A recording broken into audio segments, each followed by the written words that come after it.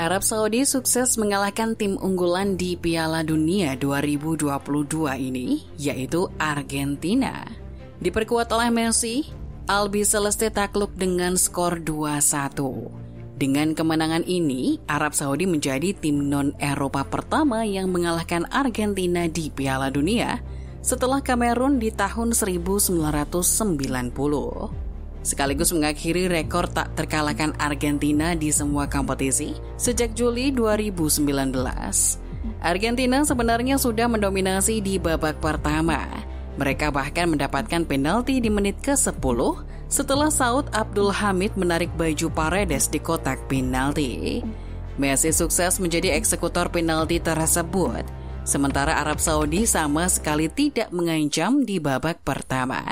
Mereka melakukan pertahanan yang rapi. Strategi tersebut berhasil. Messi CS sebenarnya mencetak 3 gol tambahan di babak pertama. Namun semua gol tersebut dianulir oleh offside. Masuk ke babak kedua, pasukan Green Falcon memberikan kejutan. Hanya butuh 10 menit di babak kedua untuk membalikan keadaan. Gol pertama mereka dicetak oleh Saleh Al-Sehri di menit ke-48. Lalu tak lama berselang, Saleh Al-Dawsari mencetak gol menakjubkan di menit ke-53, sekaligus menuntaskan misi comeback mereka. Argentina tidak bisa menembus pertahanan Arab Saudi di sisa waktu berjalan. Akhirnya, pertandingan selesai untuk kemenangan anak asuh Herve Renard. Setelah pertandingan usai, para pendukung Arab Saudi bersorak, "Di mana Messi? Kami telah kalahkan dia," terdengar di seluruh stadion. Tentu saja mereka tidak bisa menyembunyikan kegembiraan.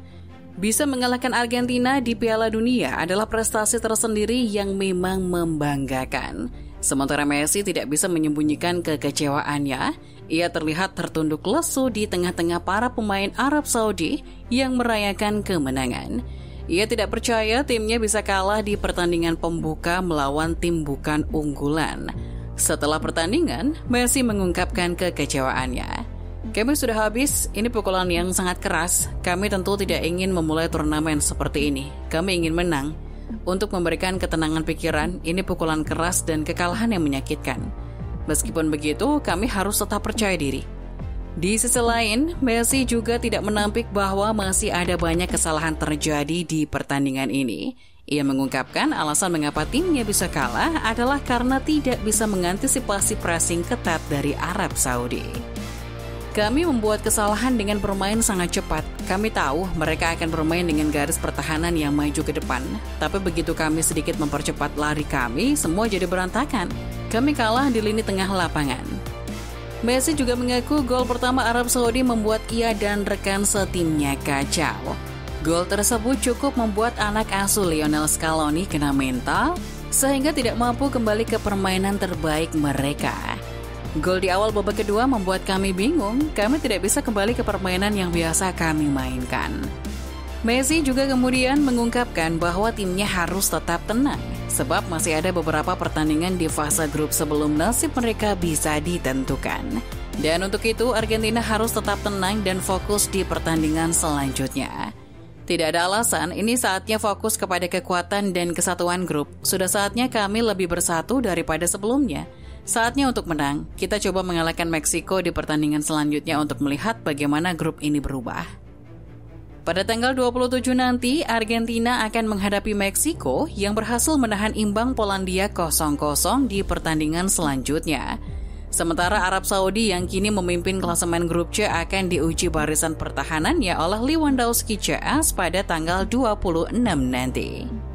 Di pertandingan lainnya, Prancis bertemu dengan Australia pada pertempuran di grup D. Las Blues datang ke Qatar dengan misi menjuarai Piala Dunia secara back-to-back, di mana hanya 2 tim yang mampu melakukannya, yaitu Italia yang menjuarai Piala Dunia 1934 dan 1938, dan Brasil yang menjuarai Piala Dunia di tahun 1958 dan 1962.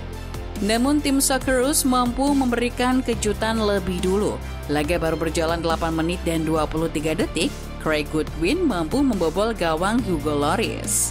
Ini jadi rekor gol tercepat sepanjang sejarah Australia di Piala Dunia. Meskipun begitu, kekuatan Prancis bukan bandingan bagi Australia. Meski tidak diperkuat pemain terbaik, Karim Benzema dan pemain-pemain andalan lainnya, Les Blues masih mampu mendominasi jalannya pertandingan. Rabiot mampu menyamakan kedudukan di menit ke-27 setelah menyambut umpan silang dari Hernandez. Oliver Giroud lalu membalikkan keadaan di menit ke-32. Papan skor berubah menjadi 2-1.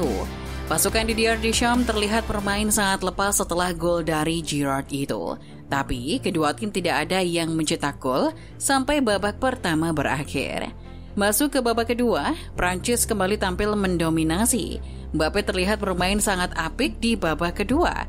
Ia pun akhirnya mencetak gol di menit ke-68, menjauhkan jarak keunggulan atas Australia. Lalu 3 menit kemudian, Giroud mencetak gol keduanya di pertandingan ini.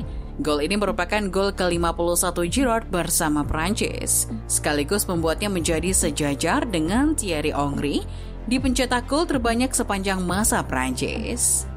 Sebelum peluit akhir pertandingan dibunyikan, Prancis sebenarnya mendapatkan beberapa peluang, namun mereka tidak bisa menambah keunggulan. Pertandingan berakhir dengan kemenangan 4-1 untuk Prancis. Hasil ini tentu hasil yang impresif, apalagi mengingat Prancis punya sejarah menyakitkan di laga pembuka setelah menjadi juara Piala Dunia.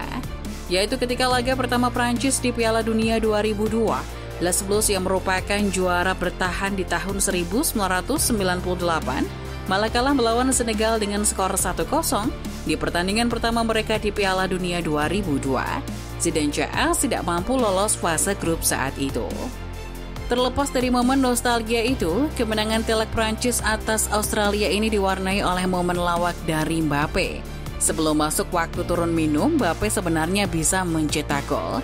Diawali dengan Griezmann yang membawa bola ke sisi kanan lapangan, lalu melepaskan umpan cantik ke Mbappe yang berada di depan gawang. Namun, Mbappe malah menendang bola itu jauh ke atas mistar gawang. Padahal Mbappe berada di posisi tidak terjaga dan bola umpan dari Griezmann jatuh tepat di kakinya.